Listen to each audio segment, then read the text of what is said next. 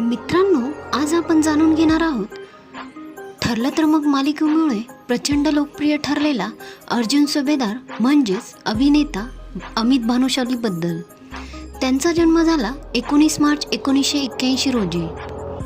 त्यांच्या कुटुंबात आहेत त्यांची आई, पत्नी श्रद्धा भानुशाली आणि त्या दोघांना एक मुलगासुद्धा आहे.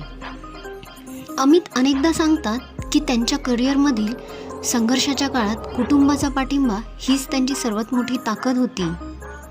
अमितने औपचारिक शिक्षण पूर्ण केल्यानंतर अभिनयाची आवड जोपासण्यासाठी अभिनय आणि थिएटरचे प्रशिक्षण घेतले.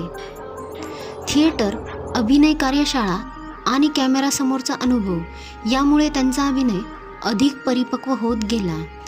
अमितने आपल्या कारकिर्दीची सुरुवात अनेक मॉडेलिंग स्पर्धा आणि प्रिंट शूट्समधून केली. त्यानंतर त्याला क्राईम पेट्रोल, सावधान इंडिया सारख्या लोकप्रिय एपिसोडमध्ये मुख्य भूमिका मिळत गेल्या.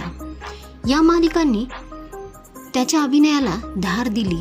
पुढे 19 फेब्रुवारी 2021 रोजी प्रदर्शित झालेल्या गुजराती चित्रपट बाकी माथी बडबकीमधून तो पहिल्यांदाच चित्रपटात झळकला.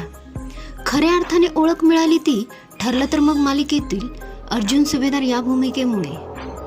अमित प्रति एपिसोड 30 ते 35,000 इतके मानधन घेतो. अमित 9 वर्षांपूर्वीच श्रद्धासोबत लग्नबंधनात अडकला असून ते लव्ह मॅरेज आहे. दोघांची भेट झाली डोंबिवली स्टेशनवर. ट्रेनमध्ये श्रद्धा लेडीज डब्यात तर अमित जनरल डब्यात होता.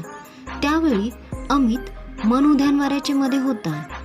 श्रद्धाने त्याला ओळखलं आणि रात्री 1 वाजता फेसबुकवर मेसेज केला. अमितने पहाटे 4 वाजता रिप्लाय दिला. गप्पा वाढल्या, मैत्री झाली आणि अवघ्या 15 दिवसातच अमितने थेट लग्नासाठी प्रपोज केलं. एका मुलाखतीत अमित भानुशाली स्वतः मान्य केलं की तो श्रद्धाच्या पुन्हा एकदा प्रेमात पडलाय आणि त्यांचं नातं आजही तितकंच घट्ट आहे. मात्र सध्या सोशल मीडियावर काही नेटकऱ्यांनी तो दुसऱ्याच मुलीच्या प्रेमात पडला आहे अशा अफवा पसरवल्या आहेत. पण या फक्त अफवा आहेत, त्यात कसलंही तथ्य नाही. अमित आजही पत्नी श्रद्धासोबत सुखी संसार करत आहे. तर मित्रांनो, अमित भानुशाली आज मराठी टेलिव्हिजनमधील एक लोकप्रिय आणि विश्वासार्ह अभिनेता ठरला आहे. तर तुम्हाला त्यांचा कोणता प्रवास जास्त आवडतो हे कमेंटमध्ये सांगा. आणि अशाच मराठी अपडेट्ससाठी व्हिडिओला लाईक आणि चॅनलला सबस्क्राईब करायला विसरू नका.